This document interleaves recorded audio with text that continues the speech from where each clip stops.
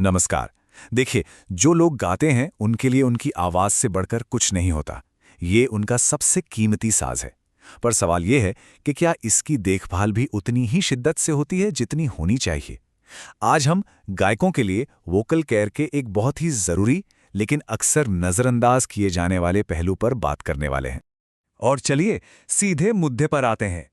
गायकी में सिर्फ एक गलती किसी भी सिंगर की आवाज को हमेशा के लिए बर्बाद कर सकती है। जी हाँ, ये सुनने में जितना सीरियस लग रहा है, मामला असल में उतना ही गंभीर है। तो फिर आखिर वो कौन सी एक बड़ी गलती है? ऐसी क्या चीज़ है जो अच्छे-अच्छे गायकों को भी मुश्किल में डाल देती है? चलिए, इसी को ज़रा और गहराई से समझते हैं। तो वो गलती है बिना किसी भी तैयारी या वार्म अप के सीधे हाई स्केल पर गाना।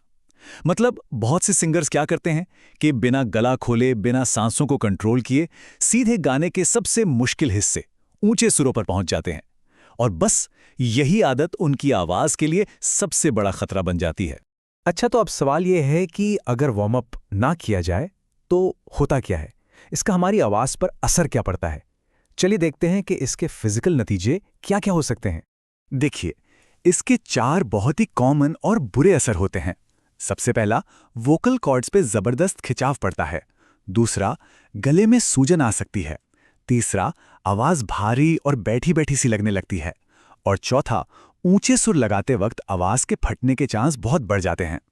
अब जाहिर सी बात है, इनमें से कुछ भी हो तो पूरी परफॉर्मेंस ही खराब हो जाएगी।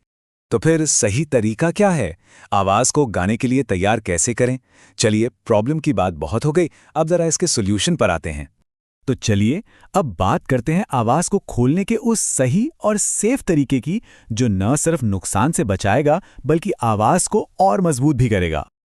ये एक बहुत ही आसान सा 3 स्टेप प्रोसेस है। देखिए, सबसे पहले तो 5 से 10 मिनट के लिए हल्की हल्की हमिंग कीजिए, मतलब गुनगुनाना, जैसे वाली आवाज। इससे क्या होता है, गला धीरे धीरे खुलता है। दूसरा स्टेप है, हमेशा नीचे के सुरों से शुरू करें और फिर आराम आराम से ऊपर की तरफ जाएं। सीधे हाई स्केल पर जंप नहीं करना है। और तीसरा, जो कि बहुत ज़रूरी है, अपनी सांस पर ध्यान दें।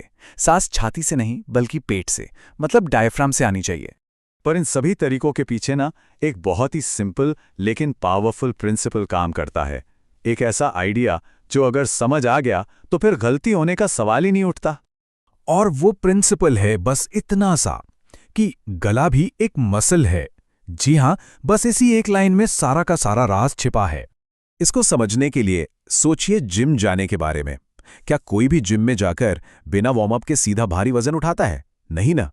तो बस ठीक वैसे ही एक सिंगर को बिना वार्म अप के ऊंचे सुर लगाने का रिस्क नहीं लेना चाहिए। लॉजिक एकदम सेम है। तो मतलब बात सीधी सी है, अपनी आवाज को भी शरीर के किसी दूसरे मसल की तरह ही ट्रीट करना है और उसकी वैसी ही देखभाल करनी है।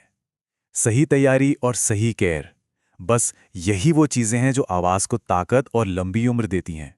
तो आखिर में एक सवाल जरूर उठता है कि हम अपनी आवाज की देखभाल को लेकर कितने सीरियस हैं। चाहे सिंगिंग एक प्रोफेशन हो या सिर्फ एक पैशन, ये वो सवाल है जिसका जवाब हर गायक को खुद से जरूर पूछना चाहिए।